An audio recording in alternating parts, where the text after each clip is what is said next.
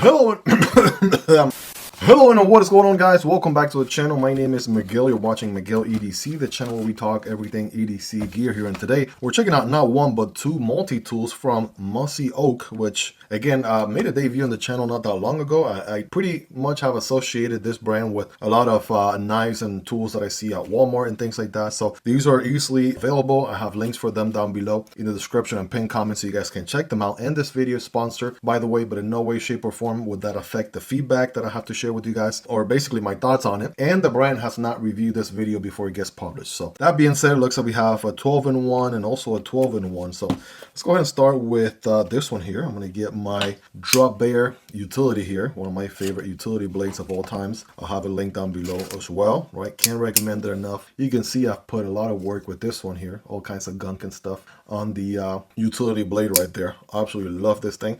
That being said, let's see. Let's go ahead and get in here. We got some paperwork with the instruction manual. All right, we'll come back to this guy here in case we need to review anything specific that we missed. But I gotta tell you, man, it's a very straightforward opening, right? Nothing fancy, nothing out of the ordinary here. These are gonna be super affordable, right? Very, very affordable. So that kind of explains the whole unboxing experience there. And bam, right away, there is the multi-tool. What really calls my attention right off the bat here, we got a whistle, right? We got a whistle there. Mossy Oak branding here on sort of like a plastic. This portion right here is plastic. The rest is, I'm sure, steel. All right, let's get our magnet of truth here. Yes, yes, indeed. Right, we got just plain steel on this side. Then we have kind of like almost like a Leatherman looking nice little circle pattern going on the opposite side. That's a nice touch. If they had done that on both sides, I wouldn't be mad. Right, it would have been nice if it was a matching thing going on both ends. But you only get it on the one side. Why that is, I don't know. But again, we're off to a good start here. I mean, we're just gonna go ahead and address the whole whistle part, because otherwise it's gonna drive me insane the whole video. So here we go. Yeah, in case you were wondering, ladies and gentlemen, the whistle works. Yep. No doubt about it. That just let the 5-year-old inside of me come out. You guys didn't see me off camera, but I was just living my best life. Anyways, let's go ahead and dive in here. For starters, you have a little hole here for your lanyard. If you want to attach this to your keys, absolutely can. All right, so that's what that is. Then we have a little bit of a, that's what it is. So a little bit of a tab right here that we can pull on, and bam, it brings out the SIM tool. That's interesting right there. I like that a lot, right? Kind of like a hidden SIM tool. I have had like 5 or 6, 7 different SIM tools with all my iPhones over the years, and they all seem to have disappeared over the years. So this is something nice to have there. But let's go ahead and get into some of the meat and potatoes of some of the tools we have here. For starters, we have I want to say a tanto blade, but it's not sharp right here in the front. It's only sharp right there. Future me double check what steel are we working with. I wouldn't expect it to be any fancy steel or anything, but that is a knife with a flat grind on both sides, and I would say a full flat grind. It is a non-locking. It's a locking, non-locking. Well, hold on a second. How does this work? I might need a PhD. Oh, there we go. You just pull back. Kind of works like a crossbar lock, right? On knives, right? You pull back here, right? You do have some jimping on both sides, so use your thumb and index, pull back, and you should, in theory, there we go, close the knife. Now, keep in mind, I got the user manual right here, but I'm going in like a man. We don't read instructions, so I'm kind of figuring this out as we go. So I want to showcase how intuitive it is, and obviously you would experience something similar, but you always have the user manual there if you want to go through it. Next, we got some scissors. Check that out. Nice pair of scissors right there, right? Pretty wide, not the lengthiest scissors, but pretty tall there. I mean, looks pretty hardcore. We'll do a quick test right here because why not? Okay, kind of bit the it's kind of biting it, but not necessarily cutting it. Right, let's maybe try some paper. Okay, so paper it can do. Why it can't do the plastic here, I don't know. Okay, kind of did that first one, but again, you know what you're getting, right? Obviously, this is not going to replace a good pair of dedicated scissors, but in a pinch, right, to know that you have some scissors with you, that's a good thing, right? And again, these lock as well, so pull back and fold. We're working our way here left to right. or right to left rather. What makes it a little bit tricky here is getting at some of these tools without having to take out everything. So there we go. The third one, just because I want to go in that order. Let's see, this will be this guy. I'm not going to fold those all the way. But here we go. Next we have, it seems, a file here on both sides. Regular parallel lines on one side and diamond pattern on the other side. Here's your Phillips head screwdriver. Nice to have there. And then we have a little bit of something here. I am going to check the manual on that. What exactly is that? Does it have a name? Not necessarily. Well, I was thinking this will have a name, but no. Moving on, next we have this one here. All right, so that's going to be your flathead screwdriver, and then you're going to have your bottle opener and can opener on here as well. It doesn't have it labeled, and it's not sharp enough. It would have been nice if they made this a wire cutter or stripper, because you could sort of fold it like this, drop the wire right there, and then you could strip a wire, but it's not sharp enough on either side to be a wire stripper. Kind of a missed opportunity there. So again, feedback for the brand if they're watching this video. There you go. And then last but not least, on the far opposite end, we have a rope cutter is what they call it, kind of like a gut hook, right? They call it a rope cutter. Could be, you know, nice little gut hook there, cut your fishing line. And I think this one's got to be the most interesting one. They call this a phone holder. Now, how that works, I would never know. How is this a phone holder? I don't know if they were just looking for additional features to add on, but it's labeled as a phone holder. Okay, so let's just test it, right? Let's see what's the worst that could happen. Let's test it. Here we go. I had to find a test subject because I'm clearly using my own phone to record this video. But let's see.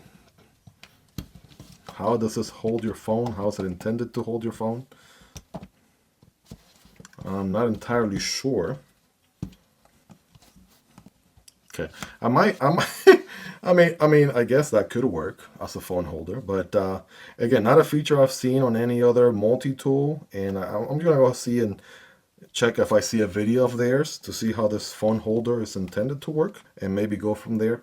I'll record that, but not very intuitive, that part at least, how this new feature, phone holder, is supposed to work. But aside from that, everything else has been pretty spot on. So we have 1, 2, 3, 4, 5 different slide out tools, and many of them have multiple functionality. Let me give you the whole overview right here so we can double check to see if we missed anything. Well, I think we pretty much covered it for the most part. You feel free to pause the video if you like. And by the way, there's the model number right there as well.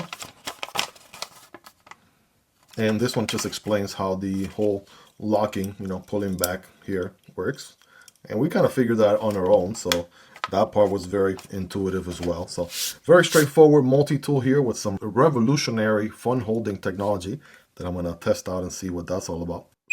And a good old whistle, right? Because that reminds me of Popeyes. Let's go ahead and check out the other one. This one's a slighter, wider box here, right? There is the paperwork. I'm going to also put it to the side here, kind of sort of figure it out on our own first. And okay, I'm liking what I'm seeing here. This one sort of gives me like a half handle vibes, kind of like your typical pliers multi-tool. You take one of the handles and then you just add as many tools as you can on that. Maybe it'll make more sense if I just show you, right? Here's your Leatherman Free P4, USA made, one of my favorite multi-tools of all time. So it's the idea here is, take a handle minus the pliers and the rest of the other handle, and then try to put as many tools on the one handle as possible. So let's see what the outcome is. We have a pocket clip, so that's nice. For starters, this one's more of a keychain, right, with the keyhole right there. Keychain style multi-tool. This was more of a carry on your person with the pocket clip style multi-tool. And then we got some tools here, some tools on the other side, and of course we got some blades. So let's check out the blades first. All right, slow roll, opening the blade here. Gotta tell you, man, it's got some size to it. I'm digging that. Now I am gonna check the user manual because I am curious to see if we have a steel. Steel information is just called the knife. So flat grind sheep's foot blade, all right, call it reverse tento if you like. It is a liner lock, so it is a locking blade. I'm sorry for my friends across the pond over in the UK. Every time they have or see a locking blade, they're like, man, I can't have that because the blade locks. So there's that piece. Of course, got a good size to that knife. blade. And also, oh man, these are about to be some chunky scissors right here. Check this out. And then the thing with scissors is you want to make sure you lock them all the way out. Well, you want this liner to fully lock. There we go. Once it's fully locked, then you got the spring motion going on there on the scissors. I'm not sure what the approach was. I'm sure there's a method to the madness for the scissors to have an overbite, underbite, whatever this is called on there. But yeah, let's go ahead and test this one out as well. Let's see how we do. Okay, paper is no issue. All right, what about some plastic? Oh yeah, look at this. The difference is crazy. Yeah, that one was not hesitating, absolutely cutting through that plastic there with no issues. What about some cardboard? Well, we didn't do cardboard with the other one. There we go. Bam, boom. Yeah, I can absolutely do that. Obviously, this is not the thickest cardboard in the world, but it definitely gets it done. We should only, I think we should be fair here and get the scissors out from this other one and maybe do it some justice. All right, with the cardboard, it probably will do, yeah, it's a little bit more pressure that's required. And the one thing this one doesn't have is that little bend that you typically get on the scissors to make it a little bit more comfortable when pushing down or cutting thicker material. So that's something to keep in mind there as well. You do get a little bit of a thicker portion right here. So this is a little bit easier on the thumb as you're clamping down or pushing down, right, for the scissor to cut through the material there. So that's a nice little added feature. The scissors, right, is part of one of the outside tools. So you know it's being prioritized, right, alongside with the blade, right, or the knife there. That's two of the primary tools. That's what we have out here. And then we move on to the inside. Right? So what do we have going on the inside? All right, let's take a look. Now, these are a little bit stiffer than usual. It's maybe because I tightened it up here. All right, on the inside we have a, bam, Leatherman sort of style thickness here on a Phillips head and a flathead combo going on here. So this is the sort of flat squeeze version as compared to the more half-inch bit drives. Well, check that out. So if you have a collection already of like Leatherman bits, they should work here pretty well. Nice and easy to swap around, right? Flathead versus Phillips head. And this one is non-locking, by the way, so you can go ahead and close this guy at any time. But before we close it, I want to see what else we have on here. And it looks like we have a good hook on this one. They call it a rope cutter. And again, this one's also non-locking as well. There is nothing going on here aside from saving, I guess, material, but this one doesn't have a specific label function there. So you got the rope cutter there, and these are all on washers, so there's going to be a significant resistance there to pull them out and close them, at least until you break it in a little bit. These have G10 handles, by the way. I almost missed that for a second. G10 sort of scales going on with the nice little pattern as well for additional grip. How I missed that at the beginning, I don't know. But yeah, they are different from the actual steel that's beneath it. So we have inches. We have a ruler going on here with inches, and it looks like we have centimeters on the other side, going all the way to 9 centimeters or almost 3.5 inches on the opposite end. And you know, the ruler feature is actually a pretty welcome feature, right? Convenient to have, better to have and not need than need and not have. Then we have a combination of different tools here. I'm just going to go ahead and get them all out here. Rapid fire. These are locking, by the way, and you can unlock them by pressing on here to unlock. This first one here we have, it's called a box cutter, and we should probably zoom in a bit, right? We do have a little bit of an edge here, right? They call this the box cutter. I wouldn't call this a flathead because we already have a dedicated bit driver for a flathead and a Phillips. Box cutter, and guess what? We actually do have a wire stripper on this one. That's what I was talking about on the other model, right? This portion here you can fold in all the way and then use it against the handle to strip some wire. It is actually nice and sharp there to be a wire stripper. Let's go ahead and kind of go in a elimination order here. Next we have the awl tool with a thread loop. So if you do any sort of awl tool sort of operations, poking holes into leather or what have you, there you go. You have that. That's the middle tool there. And then, hold on, we got this last one here. All right, I am going to actually lock this one to show the locking functionality. Again, you press on here and then easily unlocks. All right, so this one here's got a few things going on. It's called a can opener, and you do have an actual sort of, you know, decently sharp side on there, if you would. It is more of a, somewhat of a chisel grind going on there. And that is your can opener. Okay, so we'll fold this guy in.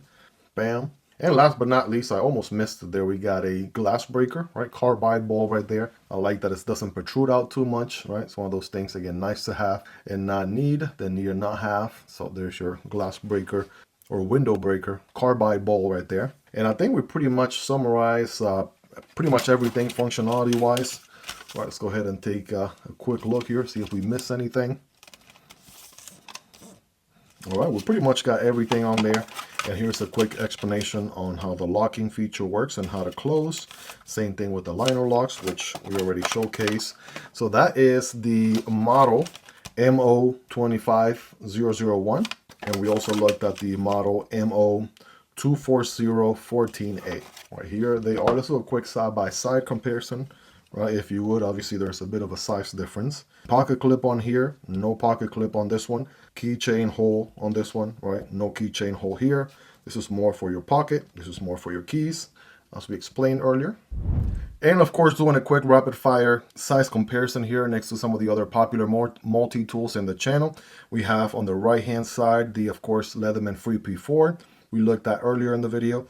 We have the Next Tool Flagship Pro. We have the Roxxon Phantom, and on the left side we have a very similar tool here compared to this guy. This one is the Rock Tool Gen R Lite.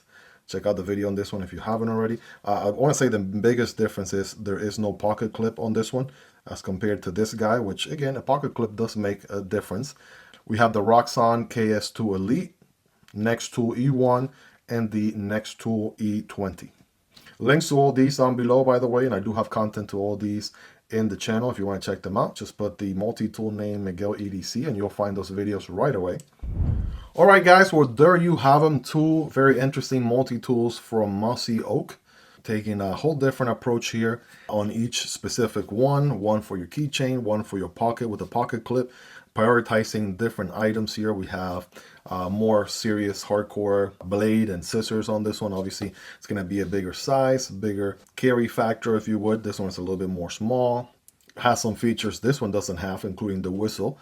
And, I like the fact that everything tucks in the middle here with the key ring solution there, so that's also nice as well. Guys, let me know your thoughts on these two. I'll go ahead and put them here side by side. I definitely want to know your thoughts. What do you like about it? What do you love about them? Anything you dislike about them, let me know. All feedback is welcome. These are linked down below so you guys can check out prices, availability, and variants. And it does help out the channel when you use those links, but that's entirely up to you and at zero extra cost. Hope you guys really enjoyed this one. If you made it to the end, you're the real MVP. Hope you guys have a wonderful rest of your day. Take care, and I'll see you on the next one, either this one or this one. Peace.